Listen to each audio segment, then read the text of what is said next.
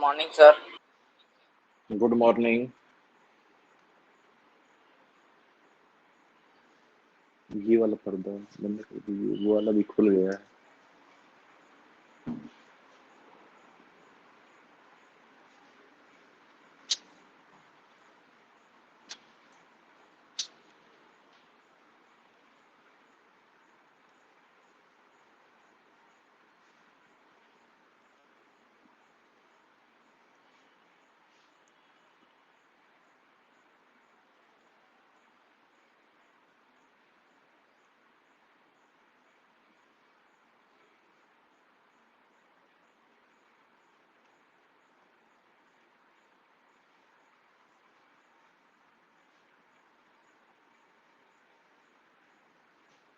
करो नहीं मार रहा, वो थोड़ा सा टिल्ट है ना।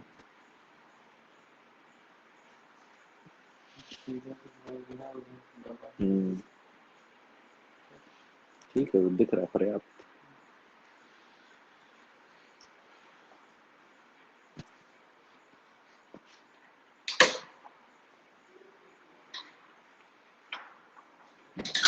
कल की क्लास जो है कुछ कारणोंवश नहीं हो पाई थी, लेकिन आज की क्लास में हम लोग जो कल शुरू करने वाले थे उसको आज शुरू करेंगे।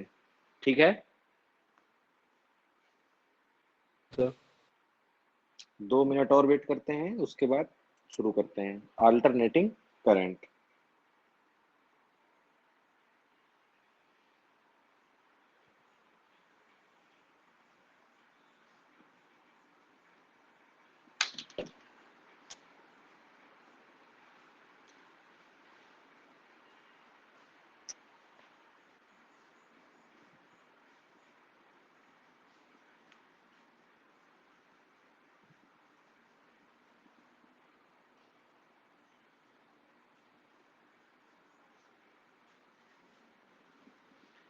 कल अल्टरनेटिंग करंट के बारे में चर्चा शुरू ही हुई थी। कोई बताएगा क्या है अल्टरनेटिंग करंट? और हम लोग ने बात शुरू की थी कि करंट दो तरह का होता है, एक डायरेक्ट करंट और एक अल्टरनेटिंग करंट। डायरेक्ट करंट को हिंदी में बोलते हैं दिष्ट धारा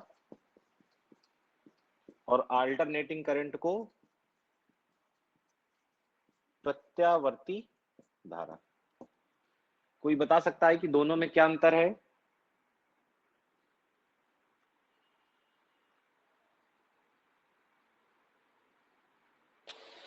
सर डायरेक्ट करंट में डायरेक्शन नहीं होती, बट अल्टरनेटिंग करंट में सर डायरेक्शन होती है। डायरेक्ट करंट में डायरेक्शन ही नहीं होती।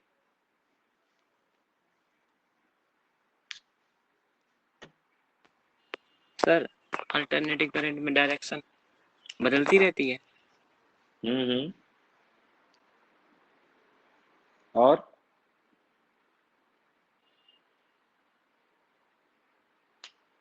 डायरेक्ट करंट में सर होती है। डायरेक्ट करंट में डायरेक्शन क्या होती है?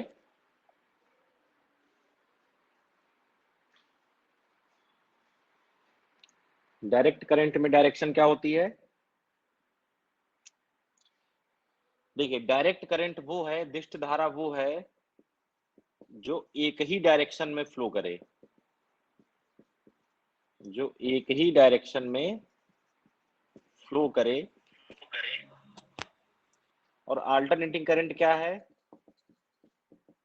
जो टाइम के साथ अपनी डायरेक्शन बदलती रहे। जैसे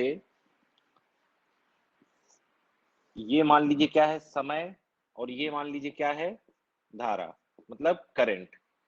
अब अगर ग्राफ बनाना है, अब देखिए, ये बताइए, हम चाहते हैं, कुछ लोग इसमें ये बोल देते हैं कि ऐसी धारा जिसका मान समय के साथ परिवर्तित ना हो तिष्ट धारा कहलाती है, डायरेक्ट करंट कहलाती है। बिल्कुल सही बात है, लेकिन ऐसा नहीं है कि अगर समय के साथ परिवर्तन हो रहा है तो वो डायरेक्ट करंट नहीं है। ठीक है ना, दोनों चीजें देखते हैं। जो सबसे आइडियल केस है, आइडियल डीसी मतलब आइडियल डायरेक्ट करंट, वो कैसी फ्लो कर रही है, ऐसी। टाइम की वैल्यू बढ़ती जा रही है लेकिन करंट की वैल्यू कैसी है, सेम है। देखिए जब टाइम की वैल्यू ये है तब भी करंट कितनी है यहाँ, जब टाइम की वैल्यू ये है तब भी करंट यहाँ, जब टाइम की वैल्यू ये है तब भी करंट यहाँ। ये किसका ग्राफ है, आइडियल डीसी का। आइडियल डीसी मतलब जो बिल्कुल भी टाइम के साथ वैरी ना करे और एक ही डायरेक्शन में भागती चली जाए, ठीक है, जो टाइम के साथ बिल्कुल भी वैरी ना करे, एक ही डायरेक्शन में भागती चली जाए। अगर मैं एक ग्राफ ये बना दूं, अच्छा पहले जरा एसी वाला ग्राफ देखिए। हम लोग ग्राफ के नाम पे केवल एक ही ग्राफ पढ़े होते हैं, ये वाला। देखें सब ग्राफ ये वाला, जब भी हमसे कोई कहता है तो अल्टरनेटिंग करंट का ग्राफ बनाइए तो हम तुरंत यही ग्राफ बना देते हैं, बनाते हैं। ग्राफ बिल्कुल सही है, ग्राफ पे कोई समस्या नहीं है, लेकिन ग्राफ कई हो सकते हैं, इसको बोलते हैं हम लोग साइन वेव। इसी तरह आप कॉस वेव भी बना सकते हैं, इसी तरह आप स्क्वायर वेव भी बना सकते हैं, इसी तरह आप स्क्वायर वेव भी बना सकते हैं, इसी तरह आप ट्रायंगुलर वेव भी बना सकते हैं।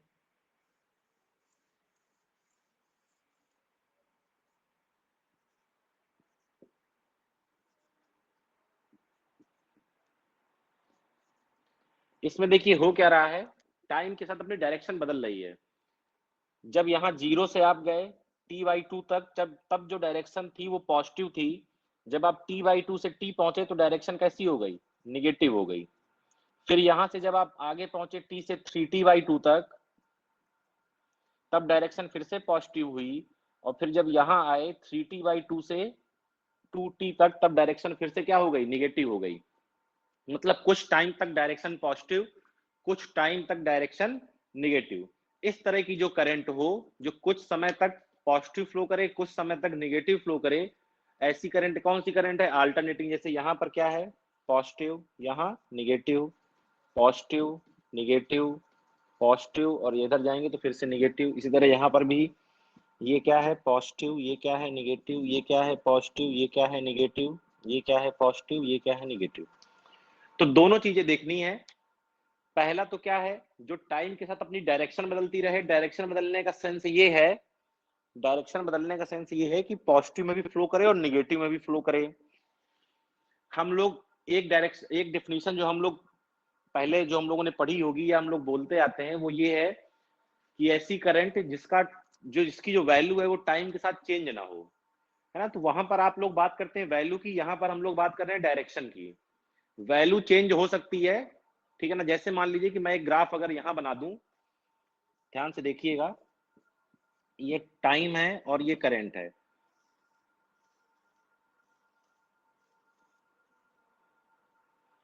अब मुझे ये बताइए कि ये जो ग्राफ नीचे दिख रहा है सबको, ये जो ग्राफ मैंने बनाया है, ये डीसी का ग्राफ है या एसी का ग्राफ है,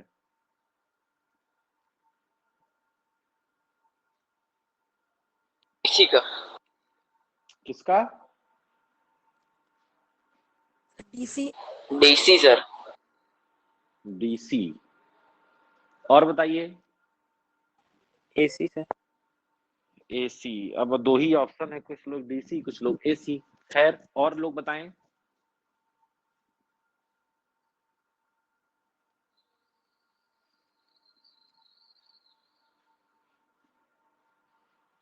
क्यों डीसी है क्यों एसी, ये भी बता दीजिए।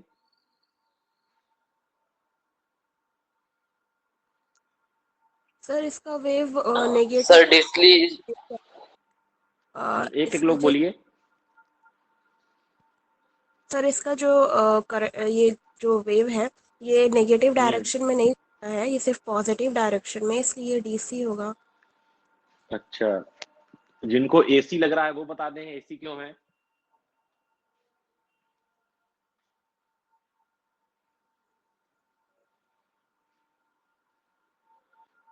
बोलिए भाई।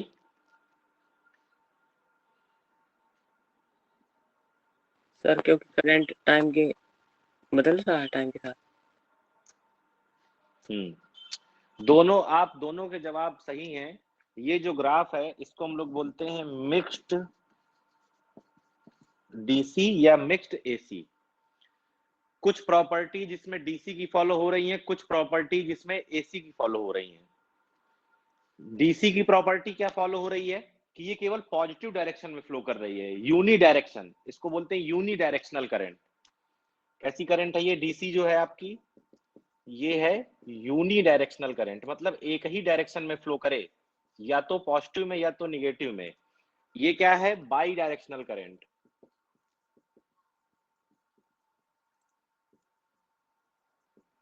तो इसने डीसी की ये वाली प्रॉपर्टी फॉलो की कि ये सेम एक ही डायरेक्शन में फ्लो कर रही है, ये भी पॉजिटिव है, ये भी पॉजिटिव, ये भी पॉजिटिव, ये भी पॉजिटिव। लेकिन एक इसकी प्रॉपर्टी है जो एसी की प्रॉपर्टीज ये ग्राफ फॉलो कर रहा है, और वो प्रॉपर्टी ये है कि टाइम के रिस्पेक्ट में इसकी वैल्यू चेंज होती चली जा रही है। देखिए, जब टाइम ये था तब करंट की वैल्यू कौन सी थी, ये वाली। जब टाइम ये हुआ तो करंट की वैल्यू ये, जब टाइम ये हुआ तो करंट की वैल्यू ये, जब टाइम ये हुआ तो करंट 0। मतलब टाइम के रेस्पेक्ट में करंट की वैल्यू भी चेंज हो रही है। तो इसलिए हम लोग कहते हैं कि ये क्या है, मिक्स्ड डीसी या मिक्स एसी। ना तो ये पूरी तरीके से डीसी है, ना ये पूरी तरीके से एसी है। ये चीज आपको तब और अच्छे समझ में आती है जब आप लोग अपना लास्ट का टॉपिक पढ़ेंगे सेमीकंडक्टर फिजिक्स, उसमें आप लोग रेक्टिफायर और क्या पढ़ते हैं, डायोड। तो ये फुल वेव रेक्टिफायर होता है। फुल वेव रेक्टिफायर यही क्या करता है, एसी को कन्वर्ट करता है किसमें, डीसी में। ये देखिए, ये आप इनपुट देते हैं प्योर एसी और आपको आउटपुट मिलता है मिक्स्ड डीसी, ठीक है ना। रेक्टिफायर अगर आपसे कोई पूछे तो रेक्टिफायर एक ऐसी डिवाइस है जो अल्टरनेटिंग करंट को डायरेक्ट करंट में चेंज करती है। और एक डिवाइस आपके घर में होती है जिसको आप लोग बोलते हैं इन्वर्टर। वो क्या करती है, वो डायरेक्ट करंट को अल्टरनेटिंग करंट में चेंज करती है। याद करिए, आपके घर में जो इन्वर्टर है वो बैटरी से जुड़ा होता है। बैटरी हमेशा डायरेक्ट करंट देती है, वो डायरेक्ट करंट बैटरी से होते हुए इन्वर्टर में जाती है, इन्वर्टर उसको कन्वर्ट करता है अल्टरनेटिंग करंट में और आपके घर में भेज देता है। क्योंकि आपके घर में जितने भी बिजली के सॉकेट या जितने भी इलेक्ट्रॉनिक अप्लायंसेस है वो सब किस पे चलते हैं, अल्टरनेटिंग करंट पे चलते हैं, ठीक है ना। और इसका जस्ट अपोजिट काम कौन करता है, रेक्टिफायर। रेक्टिफायर दो तीन तरीके के होते हैं, half wave rectifier, full wave rectifier, और एक होता है full wave bridge type rectifier. तो फुल वेव रेक्टिफायर में क्या होता है कि आप पूरी की पूरी साइन वेव इस तरह देते हैं और आपको ये मिलता है आउटपुट। अब हमको चाहिए डीसी, लेकिन ये मिला मिक्स डीसी, इसमें एसी भी मिला हुआ है। तो उसके बाद का जो प्रोसेस है वो प्रोसेस होता है फिल्टर सर्किट का, पाई फिल्टर, एलसी फिल्टर, इस तरह के। अगर आप लोगों ने 12th पास कर लिया होगा कई लोगों ने, तो ये सब आप लोगों को मालूम होना चाहिए जो है, और नहीं मालूम है तो कोई बात नहीं है। तो फिर उस फिल्टर की मदद से जो इसमें एसी का पोर्शन थोड़ा बहुत बचा हुआ है उसको भी हम लोग दूर कर देते हैं और इसको क्या बना देते हैं, डीसी बना देते हैं। खैर कोई बात नहीं, वो वहां की बातें वहां होंगी, फिलहाल यहां देखते हैं। तो अल्टरनेटिंग करंट क्या है, जो अपनी डायरेक्शन भी चेंज करती जाए और अपनी वैल्यू भी चेंज करती जाए। डीसी क्या है, अगर कोई पूछे नॉर्मल डीसी करंट क्या है तो आप बोलेंगे ऐसी करंट जो केवल वन डायरेक्शन में फ्लो करे, वो डीसी करंट है। कोई पूछे आइडियल डीसी करंट क्या है, तो आइडियल डीसी करंट ये है कि पहली बात तो एक ही डायरेक्शन में फ्लो करे, और दूसरी बात ये है कि टाइम के साथ वैल्यू भी चेंज ना हो। इसीलिए इसका नाम है आइडियल डीसी, मतलब आदर्श दिष्ट धारा। मतलब सबसे, जैसे होता है घर का सबसे अच्छा लड़का जो पूरी की सब बातें मान रहा है, यहां वहां भटक नहीं रहा है, सीधा कहा गया, घर वालों ने कहा सीधे चले जाओ तो बिल्कुल सीधा चला जा रहा है। ठीक है, बात यहां तक क्लियर है। Yes sir. अब देखिए, अब बढ़ते हैं अपने सिलेबस की तरफ जहां से क्वेश्चन बनने हैं और जो हमको करना है उस पर अब बात करते हैं। ये तो हो गया इंट्रोडक्शन।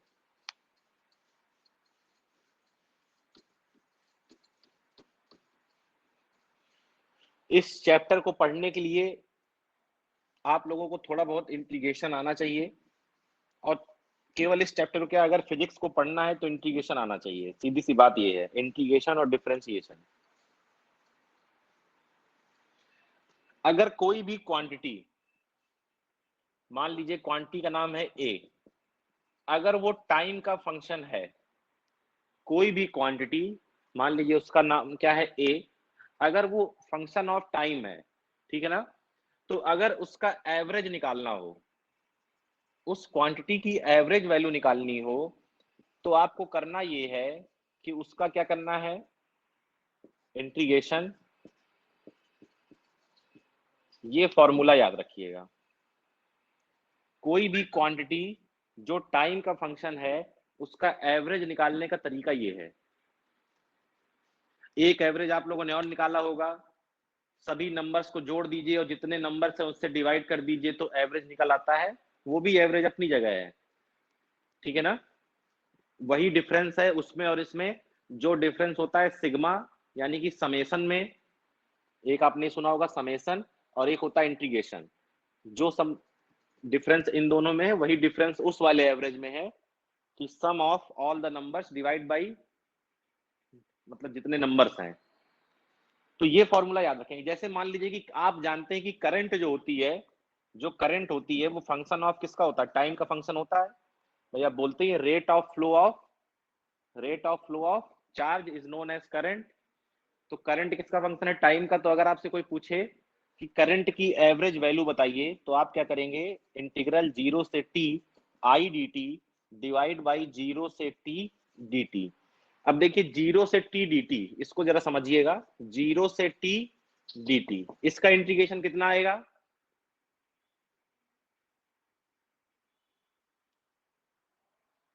t कितना आएगा t। सर टी प्लस सी। t प्लस सी, गलत जवाब पूरी तरीके से। डेफिनेट इंटीग्रल है। सी का कॉन्सेप्ट कहां से आएगा, लिमिट लगी हुई है। जब लिमिट लगी हुई है तो सी का चक्कर कहां से आ गया। इंटीग्रल दो तरीके का होता है, एक डेफिनेट इंटीग्रल और एक इनडेफिनेट इंटीग्रल। अगर ये लिमिट ना लगी होती तो आप कह सकते थे इसका आंसर आएगा टी प्लस सी, लेकिन जब उसने लिमिट लगा दी तो क्या करेंगे, टी आएगा इसका इंटीग्रेशन और लिमिट रखेंगे कहां से कहां, 0 से टी। तो upper limit minus lower limit, answer क्या आएगा, टी। तो नीचे वाले का आंसर हमेशा वही आने वाला है, हमेशा हर बार। आपको सॉल्व हमेशा किसको करना है, ऊपर वाले को। क्लियर है। तो ये क्या है, एवरेज निकालने का तरीका। जैसे एग्जांपल देखिए, ये कब काम करेगा, कोई भी फंक्शन किसका हो, टी का हो। जैसे एग्जांपल के लिए देखिए,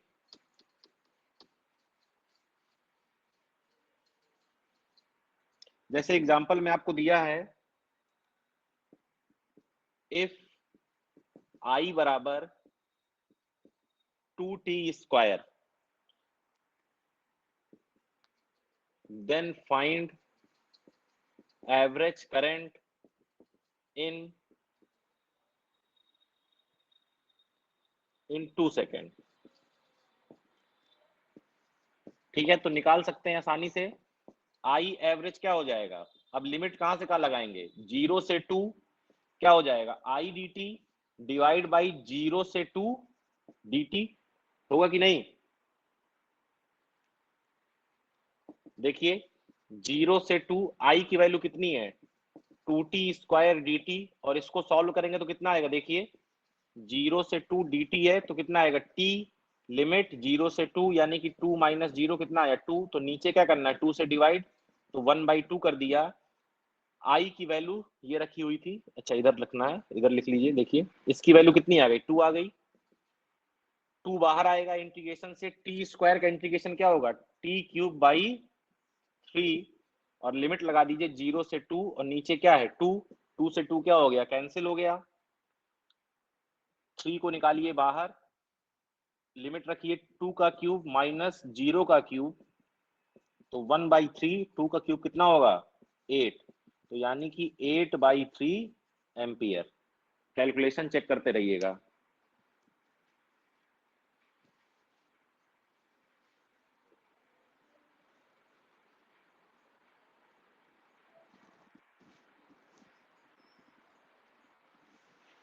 समझ में आ रहा है। Yes sir. पिछले संख्या क्यों डाउन चल रही है इस समय भाई, अटेंडेंस जो है पहले तो जो है 14 15 16 लोग तो हमेशा बने रहते थे। इस बात का क्या कारण है कि संख्या अब वो नहीं आ पा रही। आईआईटी वालों का तो एग्जाम होगा, कोई है आईआईटी वाला, यस सर। कब है पेपर, सर 27 के बाद होगा। एडमिट कार्ड तो आ गया है तीसरे राउंड के लिए। सर चौथी में भरा हम। अच्छा, नीट वालों का 12 सितंबर। Yes sir. चल रही है तैयारी बढ़िया। Yes sir. केमिस्ट्री देखे रहिएगा।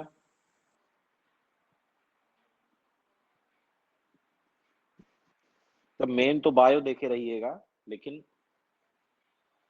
2 सब्जेक्ट अगर सही से तैयार रहेंगे तो आराम से हो जाएगा। बायो और बायो के साथ जिसमें भी आपको सहूलियत हो उसको पकड़ लीजिएगा, तो काम आसानी से हो जाएगा। चलिए आगे बढ़ते हैं। देखिए, जो भी हमको ज्यादातर पढ़ाई करनी है, मतलब इस चैप्टर में, वो सब साइन वेव्स के लिए करनी है। साइन वेव ले लीजिए या कॉस वेव ले लीजिए। तो जो हमारे फंक्शन होंगे वो सब किसके फंक्शन होंगे? साइन के फंक्शन होंगे। जैसे मान लीजिए कि आपको करंट दी हुई है I बराबर I not sine omega T. याद करिए, इस तरह की इक्वेशन आपको जब पढ़ाई गई होंगी वेव्स में, तो ये ओमेगा टी क्या बताता है? साइन के साथ जो कुछ लिखा होता है वो फेज बताता है। ये क्या बताता है? एम्पलीट्यूड। अगर आप इसका ग्राफ बनाना चाहेंगे तो ये टी और ये आई, तो कैसा ग्राफ बनेगा? साइन का ग्राफ। और ये जो मैक्सिमम वैल्यू है ये कितनी होगी? आई नॉट। ठीक है। तो अगर आप इस वेव के लिए आई एवरेज निकालेंगे, कहां से कहां के लिए? From 0 to capital T. ये क्या होगा? 0, ये क्या होगा? t/2, और ये होगा कैपिटल टी।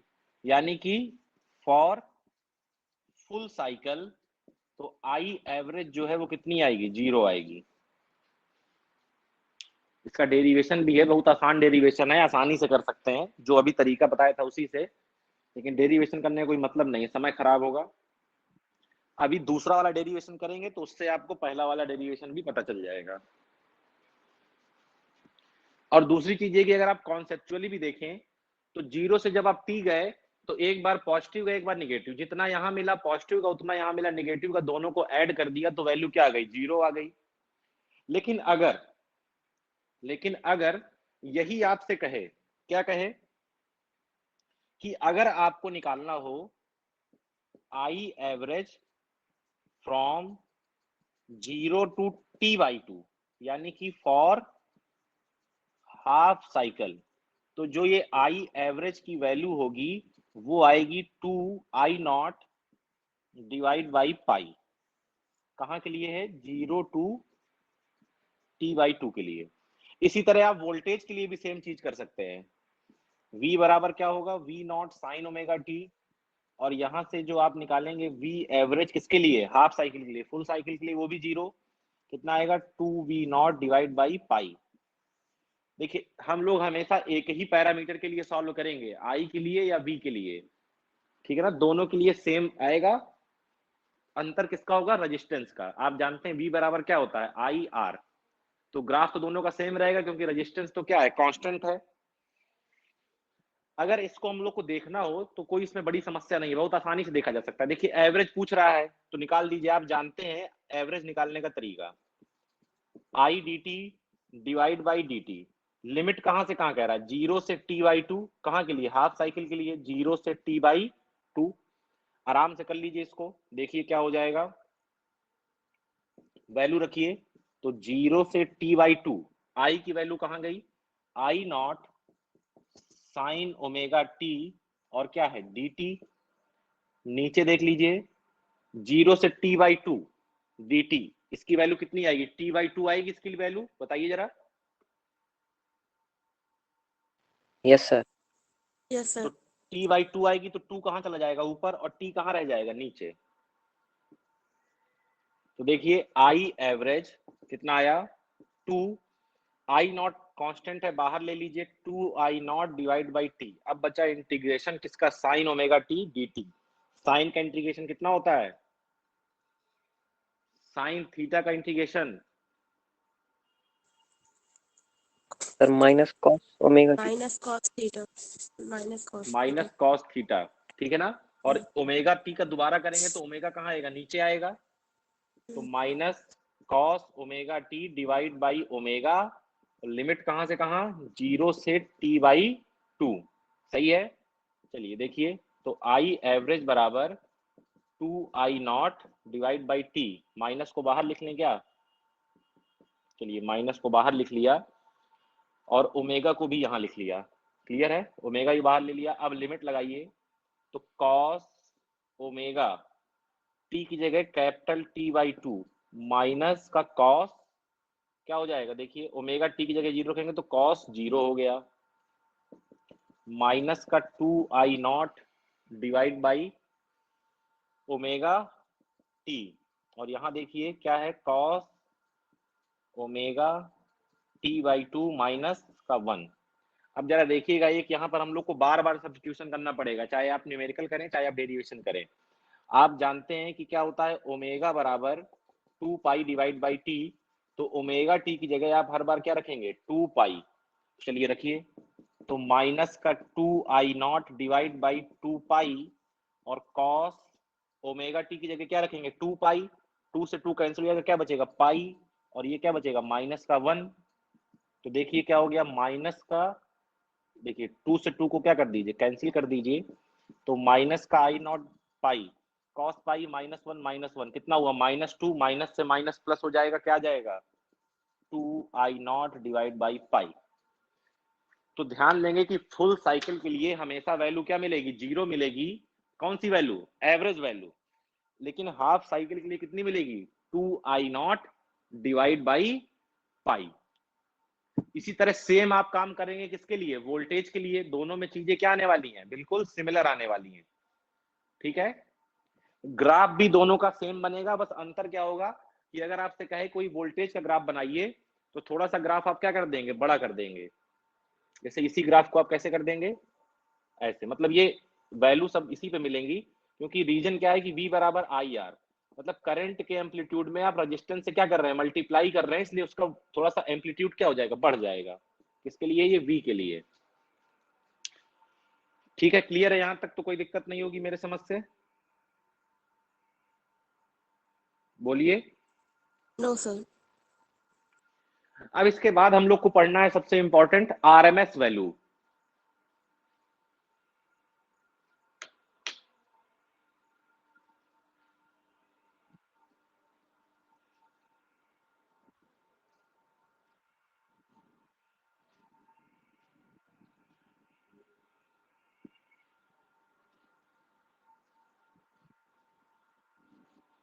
तो चलिए देखते हैं अब कि RMS वैल्यू क्या होती है। RMS वैल्यू के लिए भी आपको इस एवरेज निकालने की जरूरत पड़ेगी, क्योंकि वहां पर भी जो आपको एक काम करना है वो यही करना है, एवरेज निकालने वाला। चलिए देखते हैं।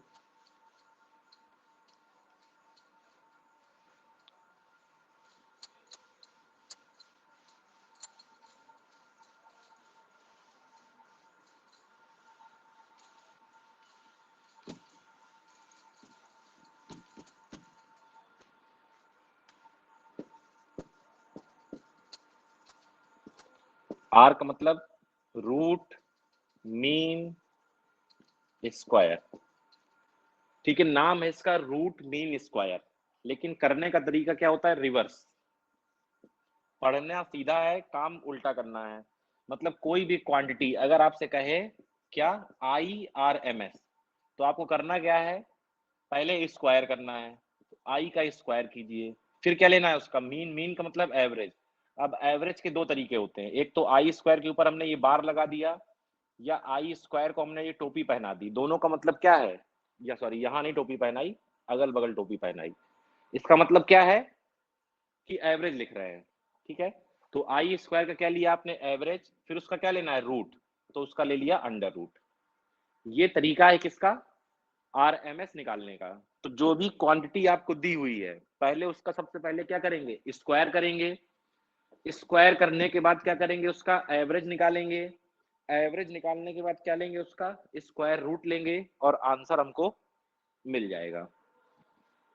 क्लियर है बात, RMS root mean square, clear है।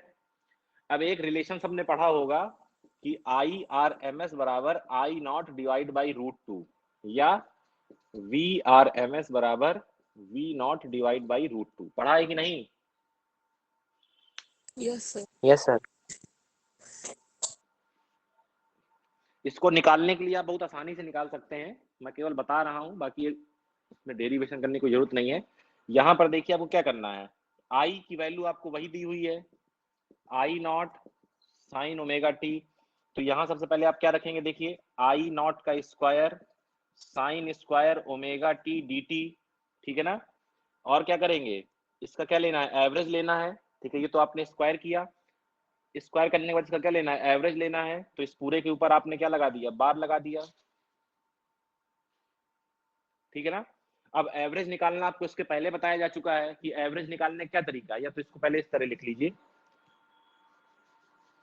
आई स्क्वायर, हाँ ठीक है, दोनों तरीके सही लिखा है, I naught square sine square omega T D T, ठीक है ना। ये स्क्वायर कर दिया इसका एवरेज, और बाद में क्या लगा दिया है, अंडर रूट लगा दिया है। एवरेज निकालना आपको आता है आसानी से, फिर से वही काम करना है, क्या, आई स्क्वायर डी टी और डिवाइड बाई 0 से टी डी टी, 0 से टी, क्लियर है ना। इसको जैसे ही आप सॉल्व करेंगे पूरा, ठीक है ना, साइन स्क्वायर ओमेगा टी को किस में बदल लेंगे, साइन स्क्वायर थीटा वाले फॉर्मूले को चेंज कर लीजिएगा कॉस थीटा वाले फॉर्मूले में, ठीक है ना, क्योंकि साइन स्क्वायर का इंटीग्रेशन नहीं होता, मालूम है ना सबको। साइन स्क्वायर को चेंज कर लीजिएगा, कॉस टू थीटा वाला फॉर्मूला लगाकर भैया चेंज कर लीजिएगा, ठीक है। और जब आप आंसर निकालेंगे तो आंसर आपको क्या मिलेगा, आई नॉट डिवाइड बाई √2।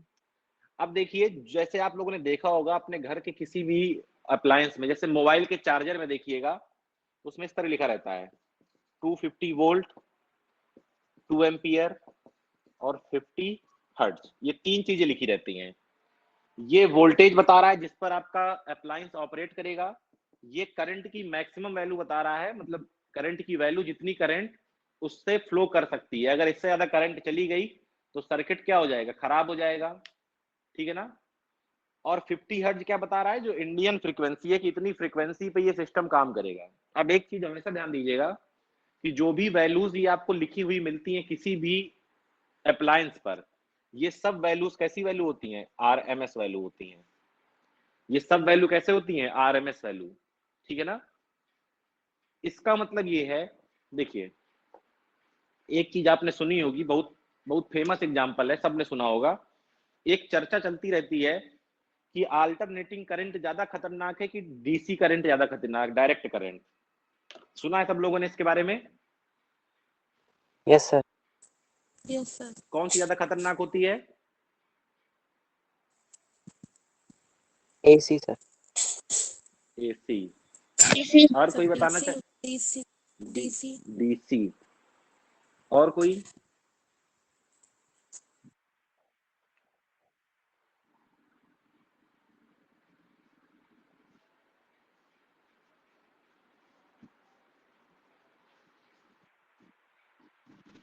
अब जरा कारण भी बताइए।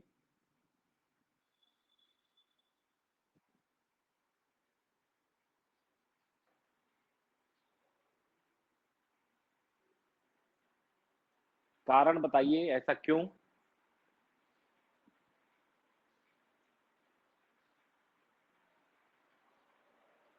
सर जी बिकॉज क्योंकि अल्टरनेटिव करंट में जो मैक्सिमम वैल्यू होती है करंट की, उसमें उस अंडर रूट 2 का मल्टीप्लाई हो जाता है। हम्म, अच्छा, जिन्होंने कहा था डीसी वो अपना आंसर बताएं।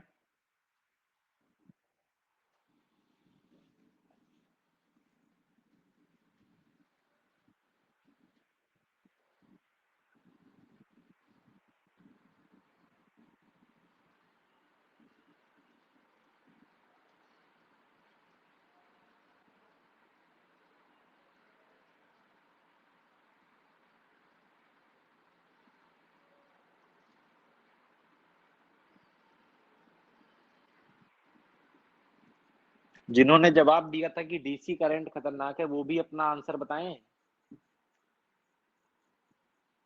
कुछ तो मन में होगा।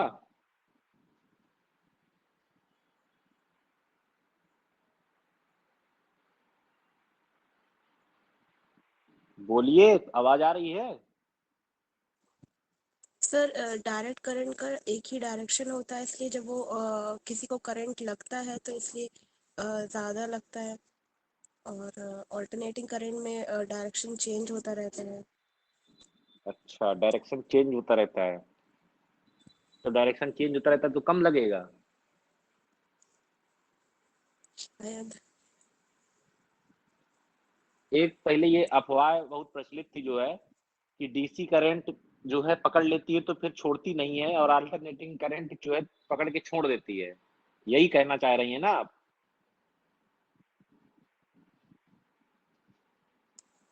है ना कि हाँ डायरेक्शन शायद, चेंज करेगा तो थोड़ी देर के लिए सुना छोड़ है सर देगा। ऐसे। हाँ, सबने सुना होगा, कोई इसमें नई बात नहीं है। घर में आपके जो बल्ब लगे होंगे, सबके घरों में जो बल्ब लगे हैं, वो जो बल्ब है वो किस पे काम कर रहा है? अल्टरनेटिंग करंट पे काम कर और रहा है। ठीक है, अगर आप उसका टाइम पीरियड निकालें, फ्रीक्वेंसी कितनी है उसकी, 50 हर्ट्ज है, टाइम पीरियड निकालेंगे तो कितना हो जाएगा, 1/50। 1/50 होगा, यस सर। और 1/50 की वैल्यू कितनी आएगी, 0.02।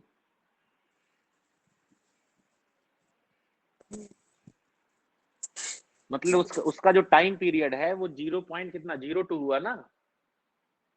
Yes sir. Yes sir. यानी कि हर 0.02 सेकंड में वो जल रहा है, और उसके बाद हर 0.02 सेकंड में वो बुझ रहा है। अगर और आसान शब्दों में कहें तो एक सेकंड में 50 बार जल रहा है, 50 बार बुझ रहा है। क्या किसी को दिखाई दे रहा है? नहीं। क्योंकि देखिए, एक चीज और, चलिए नई चीज बता देते हैं आपको। फ्रीक्वेंसी कितनी है, 50 हर्ट्ज, जो हम लोग यूज करते हैं। अगर यहां से आप टाइम पीरियड निकालें तो टी बराबर क्या होता है, 1/f, तो टी बराबर क्या आ गया, 1/50 सेकेंड। इसकी जो वैल्यू आने वाली है वो कितनी आने वाली है, 0.02।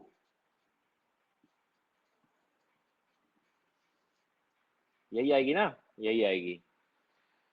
अच्छा, जो हमारी आंख है, मतलब ह्यूमन आई, अगर वो स्वस्थ आंख है, मतलब बढ़िया है, ठीक ठाक आंख है, वो 1/10 सेकेंड, यानी कि इसकी वैल्यू कितनी हुई, 0.1 second.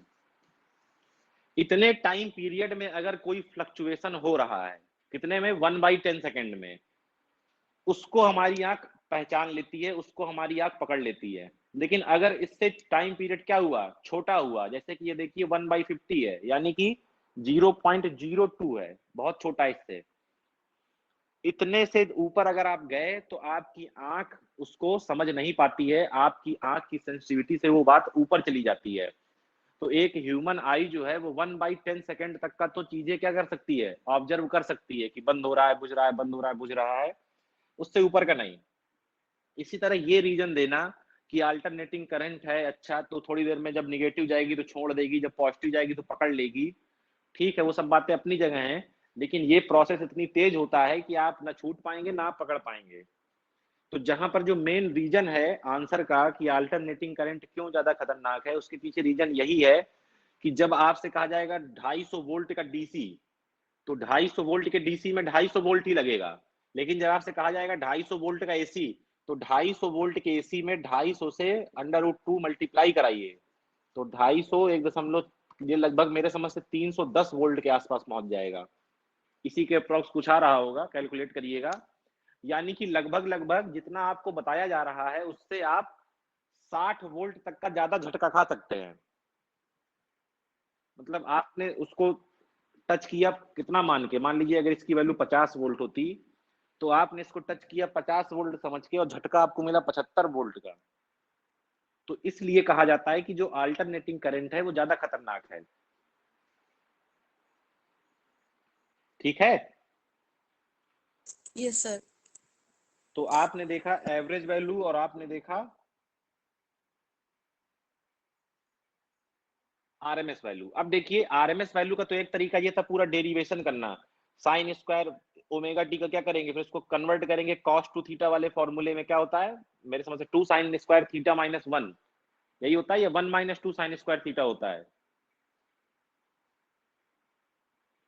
2 sine square theta minus 1 होता है मेरे समझ से। उसमें आप इसको कन्वर्ट करेंगे cos 2 थीटा को, इस तरह cos 2 थीटा को, यानी कि cos 2 ओमेगा टी को क्या हो जाएगा, ये 2 sign square omega T minus 1, फिर इसको इधर लाएंगे, ठीक है ना, तो क्या हो जाएगा, या तो मेरे समझ से 1 minus 2 sign square omega T, दोनों में से कुछ होता होगा, वहां से आपको साइन स्क्वायर ओमेगा टी की वैल्यू रखनी है और यहाँ पुट करना है, फिर आप इसका कॉस का क्या करेंगे, इंटीग्रेशन करेंगे, इसको क्या मानेंगे थीटा, तो कॉस थीटा का इंटीग्रेशन साइन थीटा, जिसको माना है उसका दोबारा करेंगे तो 2 ओमेगा नीचे आ जाएगा, और सॉल्व करते करते बाद में लिमिट रखेंगे तो यहाँ पहुंच जाएंगे।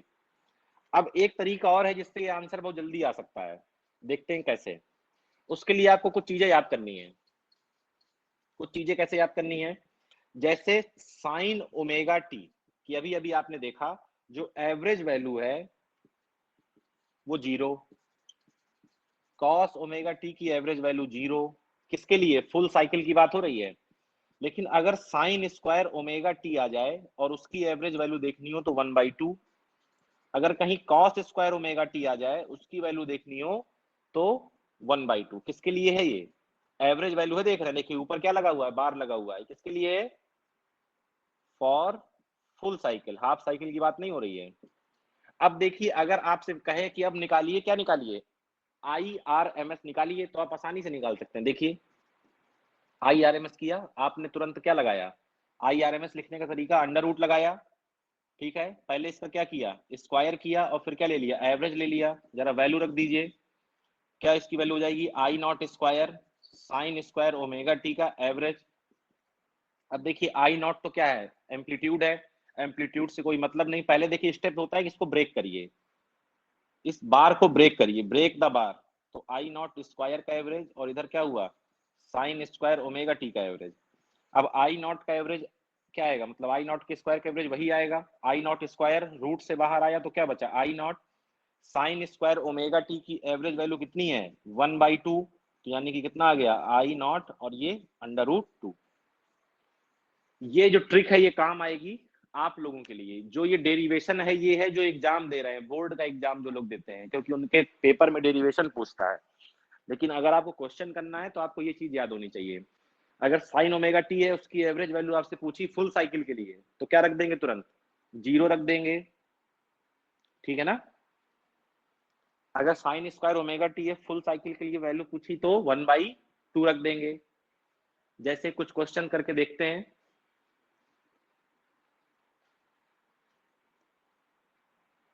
चलिए मिटा दें इसे। Yes sir.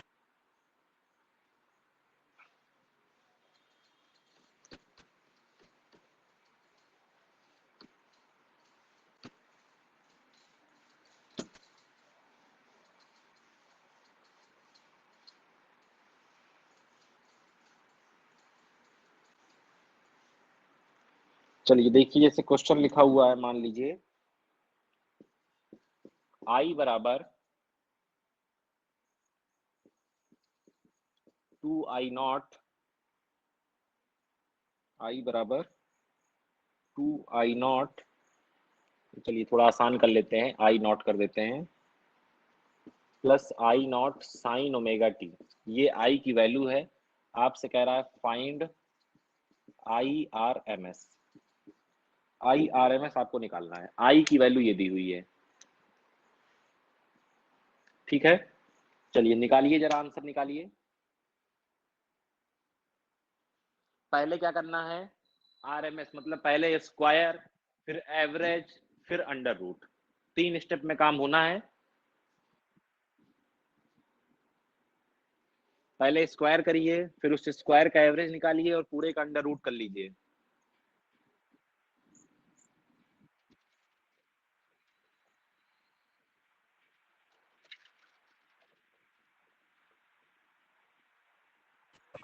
I0 √3/2।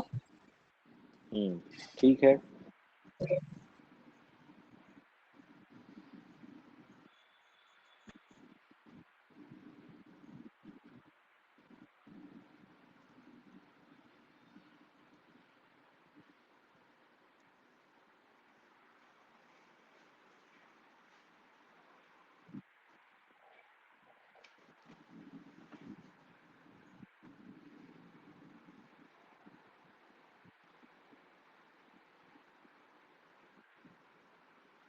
और किसी का आंसर आया?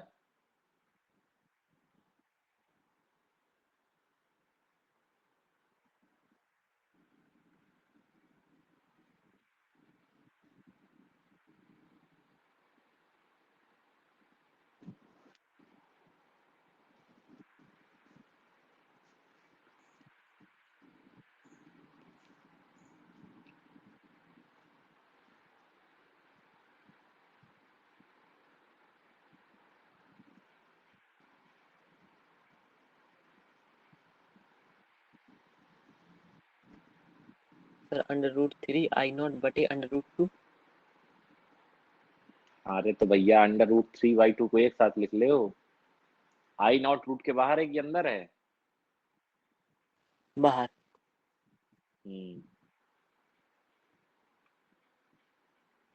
और बताइए किसी का आंसर आया?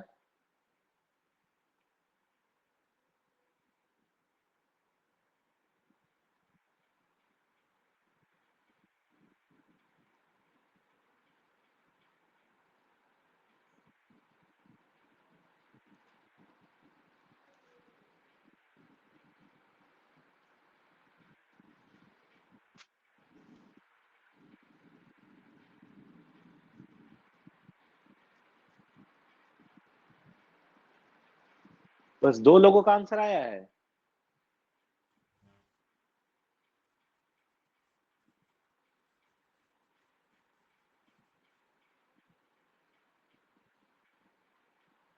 क्या है इस क्वेश्चन में जो नहीं आ रहा भैया? बहुत आसान है। चलिए देखिए, काम वही करना है। IRMS अंडर रूट लगाया, क्या करना है इसका? आई का स्क्वायर, फिर क्या करना है? एवरेज करना है। चलिए पहले स्क्वायर कर लेते हैं। स्क्वायर करेंगे तो क्या है? I0 plus I0 sine omega T का स्क्वायर और पूरे का एवरेज। ए प्लस बी का होल स्क्वायर जरा ओपन कर लीजिए, क्या हो जाएगा? स्क्वायर ओपन कर लीजिए और बार को ब्रेक करते जाइएगा। तो I0 square plus I0 square sine square omega T का average plus 2 I0 sine omega T का इसका एवरेज और इसका एवरेज। अब देखिए साइन ओमेगा टी की एवरेज वैल्यू क्या होती है? 0। तो ये पूरा टर्म क्या हो जाएगा? 0। बचा क्या? IRMS। देखिए जरा, I0 स्क्वायर का ये क्या बचेगा? I0 स्क्वायर ही प्लस ये भी I0 स्क्वायर ही, और साइन स्क्वायर ओमेगा टी की वैल्यू 1/2। I0 स्क्वायर कॉमन लेके कहाँ निकालिए? रूट के बाहर। अंडर रूट में क्या बचा? 1 प्लस 1/2, यानी कि √3/2। क्या समस्या थी इसमें जो नहीं हो पा रहा था? I0 स्क्वायर को कॉमन लिया, बाहर आएगा I0 बचेगा, यहाँ बचा 1 प्लस 1/2, कितना हो गया? 3/2। क्या समस्या थी इसमें भैया, क्यों नहीं आ रहा था?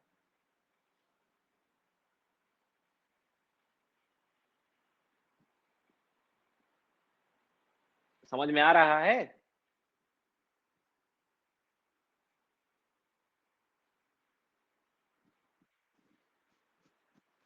Yes sir.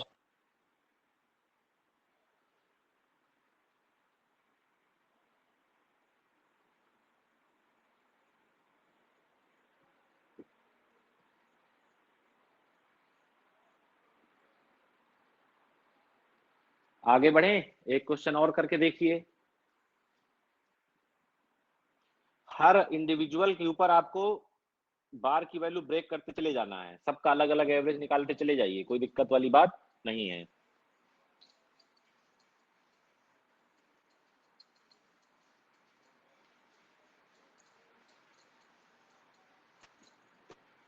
चलिए लिखिए, दिया है आपको I बराबर A sign omega T plus B cos omega T. A sign omega T plus B cos omega T. आपसे कह रहा है फाइंड IRMS। IRMS की वैल्यू निकालनी है।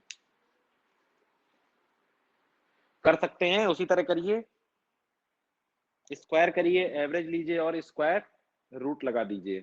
ठीक है, चलिए कोशिश करिए।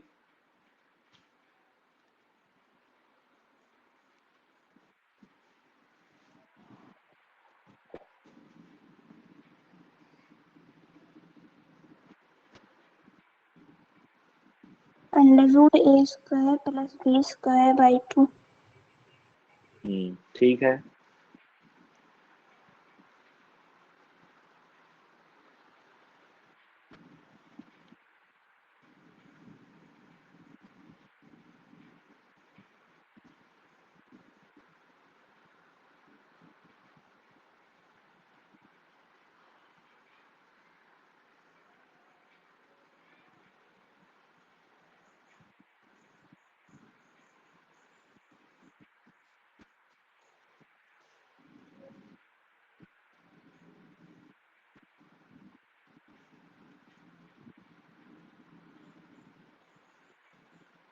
अंडर रूट में A square plus B square by 2। ठीक है, और केवल 2 ही लोग बताएंगे सारे answer. Plus B square by 2। और बाकी लोग?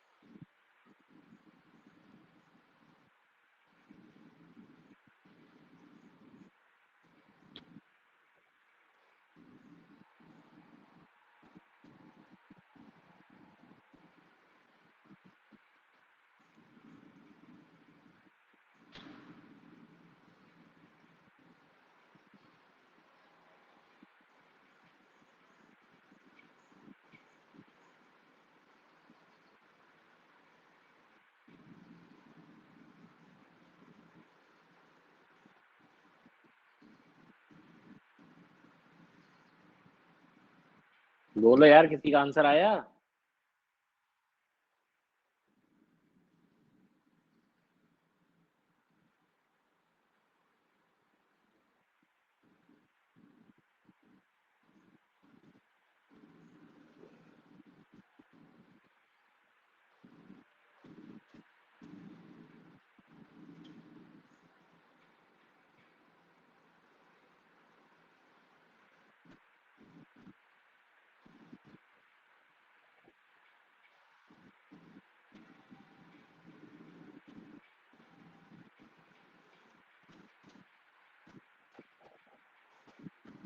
कुछ लोग बस इंतजार में हैं कि बोर्ड में लग जाए।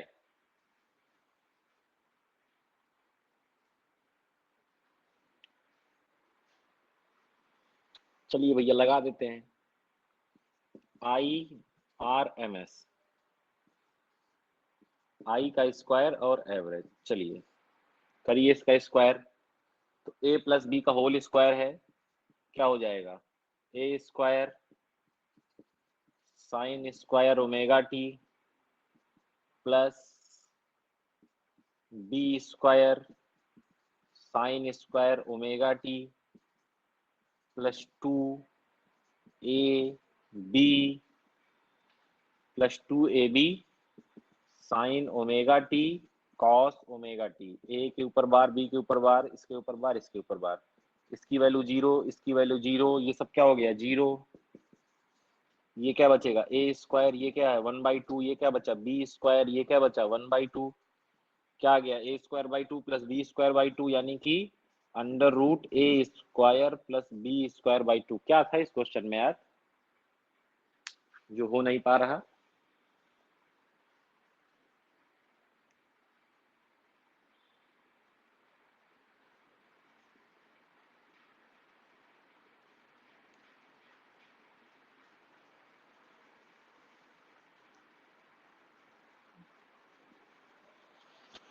आगे बढ़ें? Yes sir. Yes sir. Yes, sir. अब हम लोग को पढ़ना है circuit theory.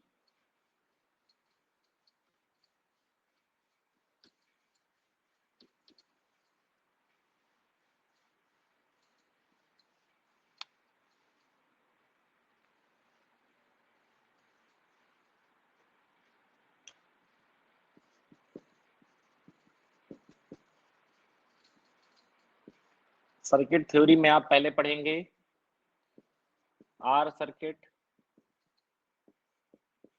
L circuit, C circuit,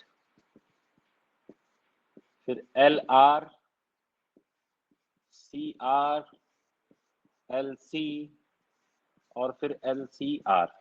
पहले सिंगल सिंगल हैं, फिर दो दो के कॉम्बिनेशन और फिर तीनों एक साथ। क्लियर है? तो स्टार्ट करते हैं पहले वाले से, प्योर रेजिस्टिव सर्किट। ऐसा सर्किट जिसमें केवल क्या हो, रेजिस्टेंस हो। चलिए एक सर्किट बनाते हैं जिसमें केवल क्या हो, रेजिस्टेंस। अच्छा एक चीज ध्यान दीजिएगा, जैसे आपको याद होगा कि डीसी वोल्टेज को दिखाने के लिए आप ऐसी बैटरी बनाते थे, तो एसी वोल्टेज को दिखाने के लिए हम लोग ये सिंबल बनाते हैं, ठीक है। और इसकी वैल्यू क्या होने वाली है, V naught sine omega T, अगर आपने साइन का फंक्शन माना है। तो चलिए एक लिया रजिस्टर और इसको एक एसी वोल्टेज से क्या कर दिया, ऐड कर दिया। इसका रेजिस्टेंस आर है और इसकी वैल्यू क्या है, वी बराबर V naught sine omega T. ये पॉजिटिव मान लीजिए, ये क्या मान लीजिए, नेगेटिव। उल्टा भी मान सकते हैं, कोई दिक्कत नहीं है। अब मुझे यहाँ पर क्या लगाना है, किरचॉफ लॉ, ठीक है ना। ये क्या है, क्लोज सर्किट है कि नहीं है, ये क्लोज सर्किट है। क्लोज सर्किट में किरचॉफ लॉ लग सकता है। करंट कहां से फ्लो करेगी, यहां से। अब बताइए जरा किरचॉफ लॉ से क्या इक्वेशन बनेगी, जब करंट की डायरेक्शन में जाते हैं तो वोल्टेज को पॉजिटिव लेते हैं या निगेटिव, निगेटिव। तो माइनस का आई आर, फिर घूमते घूमते यहां आए, अब जा रहे हैं निगेटिव से पॉजिटिव, तो क्या लेंगे, नेगेटिव या पॉजिटिव, बोलिए, पॉजिटिव। पॉजिटिव। और बराबर क्या होगा, जीरो। तो V बराबर क्या आया, I इंटू आर आ गया, यानी कि यहां से क्या आया, V बाई आर। V की वैल्यू क्या है, V naught sine omega T divide by R. अब यहां पर हम लोग मानेंगे let V naught by R is equal to I naught. देखिए V बाई आर क्या होता है, करंट। तो मैक्सिमम वोल्टेज है तो करंट भी कैसी होगी, मैक्सिमम। तो यहां से I की इक्वेशन बनी I naught sine omega T. Voltage की इक्वेशन थी V naught sine omega T, current की equation I I naught sine omega T. अब हमें देखना क्या है, हर बार सर्किट की एनालिसिस करने के बाद पहले तो वोल्टेज से करंट की इक्वेशन बनाएंगे। जब क्वेश्चन करने जाएंगे तो हो सकता है कभी करंट की इक्वेशन दी हो, वहां से वोल्टेज की इक्वेशन पूछ ले, ठीक है ना। तो सीधे से उल्टा भी पहुंचा जाएगा, कोई दिक्कत नहीं है। फिर आपको देखना है phase difference, phase difference between I and V, current और वोल्टेज के बीच में फेज डिफरेंस। इसको दिखाते हैं फाई से, और इसकी वैल्यू कैसे निकालते हैं, ध्यान से देखिएगा। इसकी वैल्यू आपको निकालनी है फेज ऑफ वी में, फेज ऑफ वी में फेज ऑफ आई क्या करिए, सब्ट्रैक्ट कर दीजिए। तो फेज ऑफ वी, वी का फेज कितना है, जो साइन के साथ लिखा होता है उसको क्या बोलते हैं, फेज, ओमेगा टी, इसका भी ओमेगा टी। तो फेज डिफरेंस कितना आया, जीरो। यानी कि हम ये कह सकते हैं कि प्योर रेजिस्टिव सर्किट में करंट और वोल्टेज के बीच में कोई फेज डिफरेंस नहीं होता, और ये कैसे चलते हैं, दोनों साथ साथ। अगर मैं यहाँ ग्राफ बनाऊं, अगर मैं यहाँ ग्राफ बनाऊं टाइम के रिस्पेक्ट में, किसका, वोल्टेज का और करंट का, तो देखिए वोल्टेज का मैग्नीट्यूड हमेशा ज्यादा रहेगा, क्योंकि V बराबर क्या होता है, आई आर, आर से मल्टीप्लाई हो रहा है, तो सीधी सी बात है वैल्यू बढ़ जाएगी। तो ये किसके लिए बनाया मैंने, करंट के लिए। और वोल्टेज के लिए बनाना है तो थोड़ा सा ऊपर, ये किसके लिए हो जाएगा, ये किसके लिए, V के लिए, ये किसके लिए है, I के लिए। ये आई नॉट है और ये क्या है, V नॉट। देखिए जब I मिनिमम है तब V भी मिनिमम है, जब I मिनिमम है V भी मिनिमम है, जब V मैक्सिमम है, देखिए ये जहां पर V मैक्सिमम है वहां पर I भी मैक्सिमम है, यानी कि साथ साथ आगे बढ़ रहे हैं, साथ साथ घट रहे हैं। तो हम ये कह सकते हैं कि current and voltage are in same phase in pure resistive circuit, ठीक है ना। अब बात कर लेते हैं किसकी, प्योर इंडक्टिव सर्किट की। एल का मतलब क्या होता है, सब लोग जान रहे हैं? एल का मतलब इंडक्टर लगाया हुआ है, एक इंडक्टेंस। 3 एलिमेंट होते हैं, रेजिस्टेंस, कैपेसिटर और मतलब रजिस्टर, कैपेसिटर और इंडक्टर। तीनों की प्रॉपर्टी क्या है? रेजिस्टेंस, इंडक्टेंस और कैपेसिटेंस। तो अभी आपने लगाया था रजिस्टर, अब लगाना है एक इंडक्टर। इंडक्टर के क्रॉस वोल्टेज कितना होता है, ये आप लोगों ने अभी इसके पहले पढ़ा होगा, सर ने पढ़ाया होगा।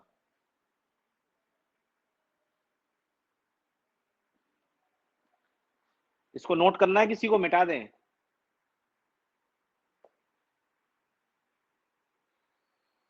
मिटा मिटा दीजिए। दीजिए।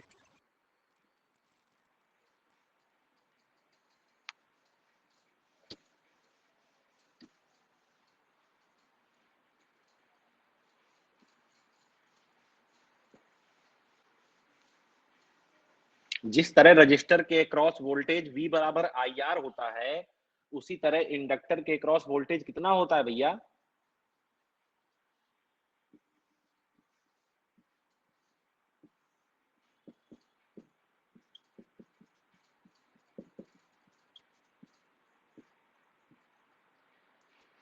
बताइए।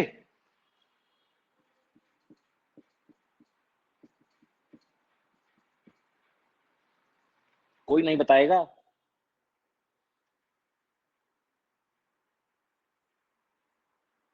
इसके वोल्टेज को किससे दिखाते हैं हम लोग? इस वाले ई से।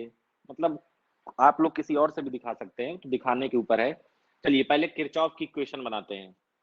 तो जिस डायरेक्शन में करंट फ्लो करे उसको क्या लिया? नेगेटिव। फिर नेगेटिव से पॉजिटिव गए तो ये पॉजिटिव, यानी कि V बराबर क्या आया? ई के। अब बताइए कि इसकी वैल्यू क्या होती है, नहीं पढ़ा किसी ने? Potential drop across inductor. IXL। अरे आई एक्सएल नहीं, ये नहीं पढ़ा? L D I by D T. Yes sir. अरे जो ईएमएफ आता है, ईएमएफ क्या होता है? वोल्टेज। वो किसके प्रोपोर्शनल होता था? Rate of change of current के एक प्रोपोर्शनलिटी कांस्टेंट लगाते थे, जिसको इंडक्टेंस बोलते थे। याद करिए, सेल्फ इंडक्टेंस में यस पढ़ाया गया सर। होगा। Yes sir. तो क्या हो गया? ये L D I by D T हो गया।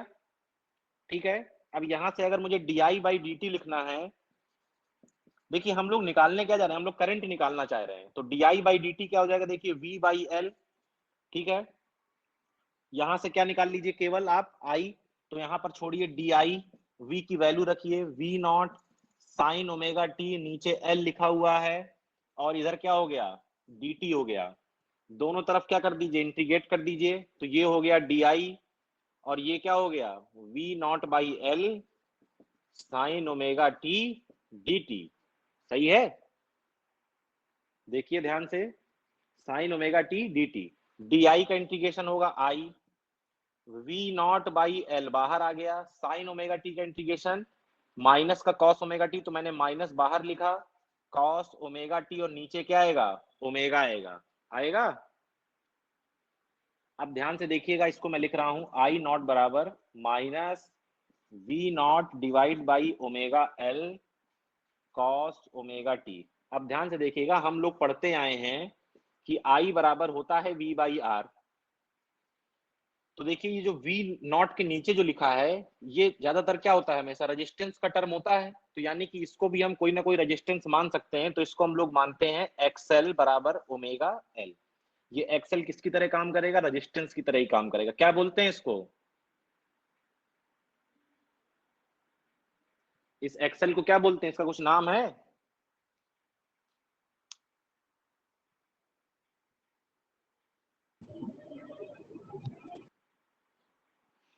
जैसे रेजिस्टेंस होता है वैसे इसका नाम भी होता है भैया। इसका नाम होता है रिएक्टेंस। क्या होता है? रिएक्टेंस। और इंडक्टर के केस की बात है तो इसका नाम क्या हो जाएगा? Inductive reactance. Inductive reactance. ठीक है ना? तो देखिए यहां पर आपने क्या लिखा? I बराबर V naught by x L, और ये माइनस आगे लगा हुआ है, कॉस ओमेगा टी। अब देखिए इसको हम लोग क्या लिख सकते हैं, आई बराबर माइनस का आई नॉट कॉस ओमेगा टी। अब इक्वेशन तो यहीं पर बन चुकी है, लेकिन हमको फेज देखना है। अब एक साइन में है और एक कॉस में है, तो फेज देखना क्या है, बहुत कठिन है। तो कॉस को हम लोग साइन में बदल सकते हैं बहुत आसानी से। तो आई बराबर क्या हो जाएगा, minus I naught cos omega T sine 90 minus theta, यानी कि इसको मैं इस तरह लिख सकता हूं, sine pi by 2 minus omega T क्या हो जाएगा, ये कॉस ओमेगा टी हो जाएगा। आप जानते हैं कि आप माइनस को साइन के अंदर ले जा सकते हैं, तो आई बराबर I naught sine omega T minus pi by 2। ये क्या है, आपकी करंट की इक्वेशन, जहां आई नॉट किसके बराबर है, वी नॉट बाई एक्सएल के बराबर है। जैसे नॉर्मली क्या होता था, वी नॉट बाई आर, वहां पर रेजिस्टेंस, यहां पर इंडक्टिव रिएक्टेंस।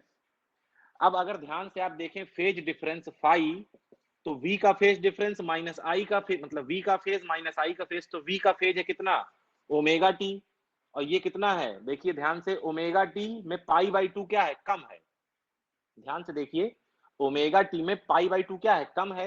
यानी कि हम ये कह सकते हैं कि जो करंट है वो वोल्टेज से, ध्यान से देखिए, जो करंट है वो वोल्टेज से कितना पीछे चल रही है, पाई बाई 2 चल रही है कि नहीं। अरे देख लीजिए यहाँ से, फाई बराबर क्या हो जाएगा, देखिए ये ओमेगा टी, फिर माइनस का omega T minus pi by 2, तो देखिए ये क्या होगा, omega T minus omega T और प्लस पाई बाई 2, कैंसिल, क्या आया, पाई बाई 2। तो फेज डिफरेंस कितना आया है, पाई बाई 2। किसके किसके बीच में, वोल्टेज और करंट के आगे कौन चल रहा है, वोल्टेज, ये इससे कितना पीछे है, पाई by 2, omega T minus pi by 2। यानी कि हम ये कह सकते हैं कि in L circuit voltage leads the current, voltage current को लीड कर रहा है, या इसी का दूसरा statement, current lag behind the voltage by 90 degree. बोलिए सही है।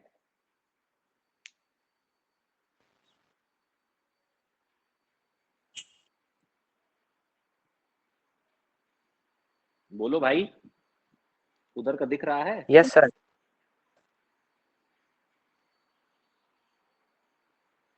तो आपको सबसे ज्यादा जो याद रखना है यहाँ पर, वो यही याद रखना है कि किस सर्किट में वोल्टेज और करंट के बीच का फेज डिफरेंस कितना है, ये आपको जरूर याद होना चाहिए।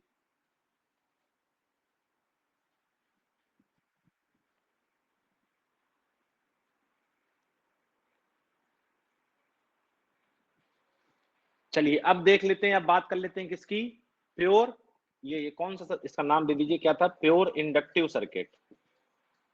अब इसके बाद नेक्स्ट देखना है प्योर कैपेसिटिव सर्किट। मिटा दें इसे, हो गया है। में ग्राफ कैसे हाँ, बनेगा? किसी इसके बीच में, हाँ ग्राफ कैसे बनेगा, ग्राफ देख लीजिए।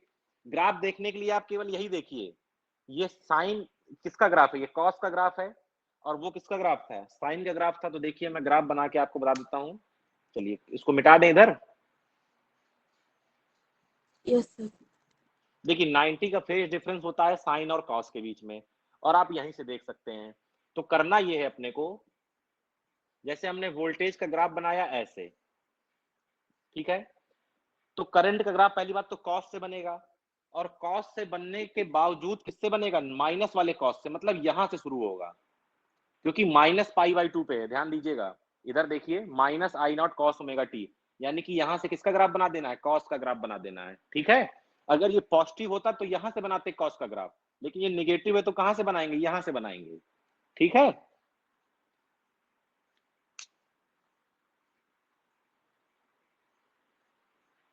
समझ रहे हैं यस सर। Yes sir. भैया, ये देखिए ग्राफ बनाने के लिए तो अपने पास यही काफी था, ठीक है ना। और यहां से भी देखना है तो देख लो, omega T minus pi by 2 करोगे तो जब टी की वैल्यू 0 रखोगे तो ये कहां आएगा, माइनस पाई बाई 2 पे। और साइन माइनस पाई बाई 2 की वैल्यू क्या होती है, बताइए, साइन माइनस पाई बाई 2 की वैल्यू कितनी वैल्यू आएगी, माइनस की 1 आएगी। यानी कि कहां से शुरू करना है, इधर से। और या तो यहीं से देख लीजिए, कॉस का ग्राफ बनाना है नेगेटिव के साथ, तो नीचे शुरू कर दीजिए, इस तरह आप ग्राफ बना सकते हैं। क्लियर है, मिटा दें इसे अब। Yes sir. Yes sir. अब देखना है प्योर कैपेसिटिव सर्किट।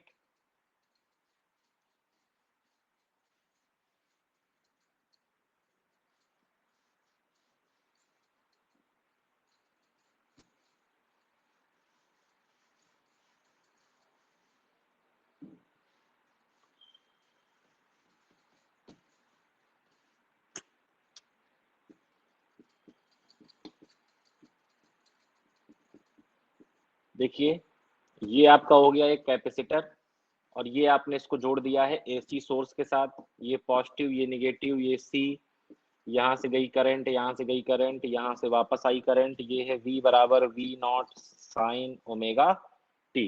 काम फिर से वही है, क्या हो जाएगा देखिए, इधर का कितना हो जाएगा, माइनस का VC प्लस का V बराबर 0, तो V बराबर VC। अब याद करिए क्या होता था यहाँ पर, Q बराबर C इंटू V, V बराबर क्या होता था Q बाई C, तो ये V बराबर कितना हो जाएगा Q बाई C, होगा कि नहीं होगा, V बराबर Q बाई C होगा कि नहीं होगा, बिल्कुल होगा। अब यहां से देखिए आप क्या निकाल सकते हैं, Q बराबर CV, और V का मान क्या है V naught sine omega T, है कि नहीं, बोलिए भैया। यस अब सर। देखिए हर बार हमको चाहिए तो करंट ही, अब जानते हैं हम करंट होती है क्या dQ बाई dt, यानी कि इस Q का क्या करना है, टाइम के रिस्पेक्ट में डिफरेंशिएशन, तो बहुत आसानी से हो जाएगा। देखिए करिए इसका, तो C V naught sine omega T का डिफरेंशिएशन क्या होगा कॉस ओमेगा टी, और ओमेगा का फिर से करेंगे तो ओमेगा कहाँ आ जाएगा, बाहर आ जाएगा।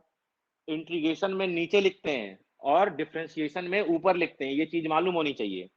अब देखिए जरा ध्यान से, इसको मैं लिख रहा हूं क्या, V naught divide by 1 by omega C cos omega T. ध्यान से देखिए मैं लिख सकता हूं ना, ये नीचे से ऊपर चला जाएगा तो यही हो जाएगा। अब V naught divide by 1 upon omega C को हम लोग मानेंगे I नॉट, और यहां आया कॉस ओमेगा टी। अब जरा इसको देख लीजिए जरा, V naught divide by 1 by omega C, देखिए V नॉट के नीचे हमेशा क्या लिखा होता है, कुछ रेजिस्टेंस टाइप का लिखा होता है, तो V नॉट, और इसको हम लोग मानते हैं XC।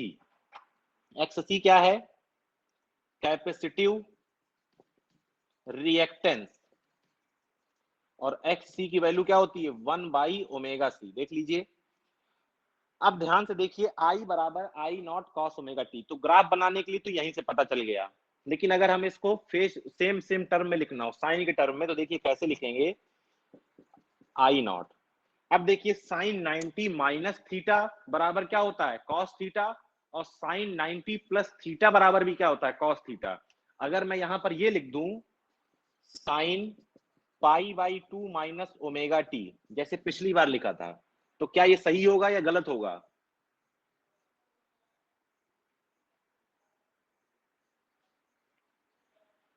भाई कॉस को हम लोग लिख सकते हैं ना साइन 90 माइनस थीटा, लेकिन नहीं लिखेंगे, हम लोग लिखेंगे 90 प्लस थीटा। उसका कारण ये है कि ओमेगा का टर्म किसका टर्म है, फ्रीक्वेंसी का, और फ्रीक्वेंसी कभी निगेटिव नहीं होती, बात समझिएगा, फ्रीक्वेंसी कभी निगेटिव नहीं होती, इसलिए ओमेगा का टर्म हमेशा पॉजिटिव ही रखना है। तो इसको आप लिख लीजिए I बराबर I not sine omega T plus pi by 2। देखिए इस बार करंट जो है वोल्टेज से पाई बाई 2 आगे निकल गई, यानी कि इस बार जो वोल्टेज है वो लैग करेगा, lag behind the current by 90, यानी कि करंट इस बार लीड करेगी। और ग्राफ बनाना है तो चाहे यहां से बना लीजिए और चाहे यहां से बना लीजिए, ये ग्राफ साइन का, ये ग्राफ कॉस का पॉजिटिव में, तो यानी कि अगर आपने बनाया वोल्टेज के लिए ऐसा ग्राफ, तो इस बार जो करंट का ग्राफ बनेगा वो यहां से बनेगा पॉजिटिव से ऐसे, ठीक है ना, कॉस का, ये किसका ग्राफ है आई का, और ये किसका ग्राफ है V नॉट का, समझ रहे हैं कि नहीं, बोलिए। Yes sir. तो ये आज आपने क्या पढ़ा, प्योर इंडक्टिव, प्योर रेजिस्टिव और प्योर कैपेसिटिव। कल हम लोग पढ़ेंगे LR, CR और LCR। जो LC है उसको थोड़ा सा डिटेल में अलग से पढ़ना है, वो स्पेशल टाइप का सर्किट है, ठीक है ना। तो हम लोग कल देखेंगे LR, CR और LCR। जो LC वाला है उसको अलग से देखेंगे, मतलब बाद में, सबसे बाद में। और उसके बाद आपको देखने हैं इस चैप्टर के न्यूमेरिकल्स जो आए हुए हैं, क्लियर है। एक दिन का समय कल का थोड़ा सा खराब चला गया, उसको हम लोग फिर कभी ना कभी मैनेज कर लेंगे, क्लियर है। इस सर्किट में भी फेज डिफरेंस π/2 होगा ना? हाँ, फेज डिफरेंस π/2 ही होगा, लेकिन इस बार करंट जो है आगे चलेगी वोल्टेज से। देखिए, जब वोल्टेज मिनिमम है तब करंट मैक्सिमम है, जब वोल्टेज मैक्सिमम है तब करंट मिनिमम है, ठीक है ना। मतलब इस बार करंट आगे निकल गई, उस बार वोल्टेज आगे चल रहा था। उस बार क्या था, ग्राफ यहां से शुरू था, जब वोल्टेज 0 पे था तब करंट माइनस पे थी, ठीक है ना। तो फेज डिफरेंस तो पाई ही है, लेकिन उस बार वोल्टेज आगे था, इस बार करंट आगे है। क्लियर है? उस बार वोल्टेज आगे था, इस बार करंट आगे है। क्लियर है? Yes sir. किसी को कुछ पूछना हो तो बताइए।